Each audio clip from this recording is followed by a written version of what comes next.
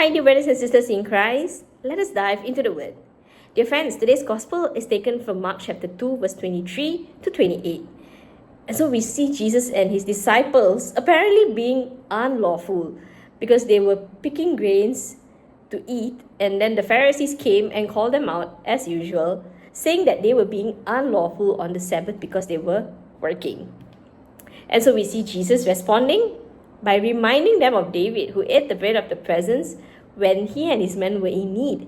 And then Jesus says, the Sabbath was made for man, not man for the Sabbath.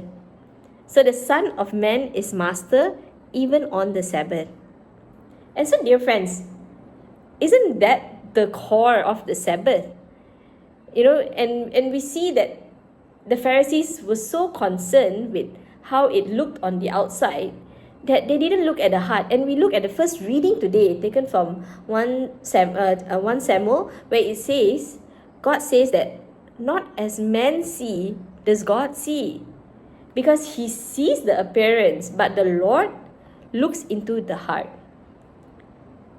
And dear friends, we see that parallel in the same gospel, but from Matthew chapter 12, verse 7 to 8, it is an added line there that says, it is kindness that I want, not sacrifice.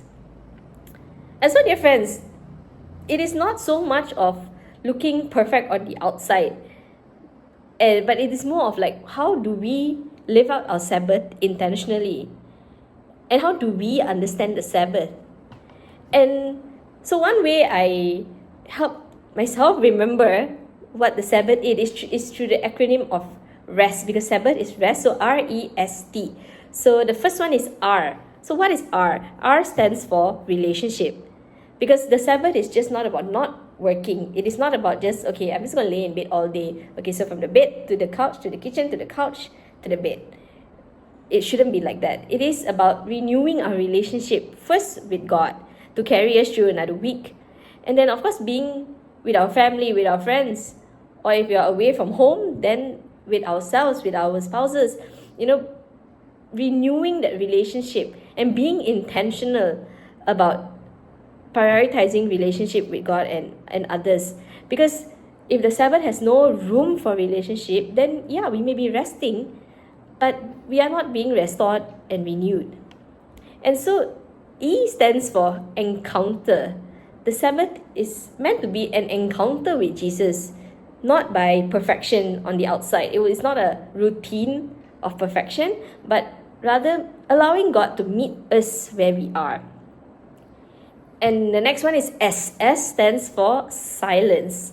Dear friends, we all know this, in a world filled with noise, the Sabbath invites us to slow down, to be still, because it is in the stillness that we can allow God to speak to our hearts. And so, dear friends, even a simple change of routine, maybe like, if your Monday to Saturday is, your prayer time is in your room, maybe take it outdoors, sit in nature, or maybe just go for a walk without listening to anything, like a podcast or music or, things like that. And I've been trying that personally as well. So I usually go for my walks and I always have something that I need to listen to in my ear, whether it's a podcast or some motivational talk or music to help me keep going. And I've slowly started incorporating silence into that time as well.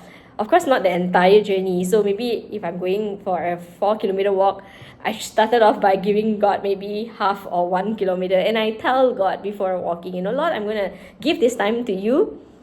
And you can speak to me during this time. I'm giving this time of silence to you. Lord, if you want to speak to me, now is your chance. Speak, God. Your servant is listening, right? So, and I do that intentionally. Of course, at first, it was so hard. I was so restless. Like, when can I just plug back my podcast again or something? But gradually, I started allowing that space, to be silent with God. And I slowly increased the time. So now I can maybe go for like 2 kilometers of just silence, but eventually then I switch back into my podcast or something. Because honestly, it's not easy, but it is doable if we allow God into that moment. And the next one is T, which stands for trust. When Jesus says the Son of Man is Lord of the Sabbath, the Lord is asking us to trust Him with our time and to believe that the rest with Him is holy and not wasted time. So, dear friends, the question becomes very personal for us today then. Is Jesus Lord of our Sabbath? Or has our Sabbath become just another busy day that looks restful on the outside, but we are unfulfilled and tired on the inside?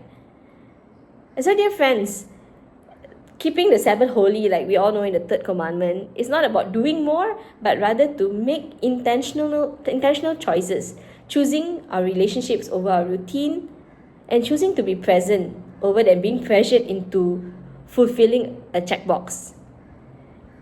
Because, dear friends, the Lord invites us. There's always this invitation from God and from Jesus to each of us that says, "Come to me, all you who are weary and burdened, and I will give you rest." So are we accepting that invitation today?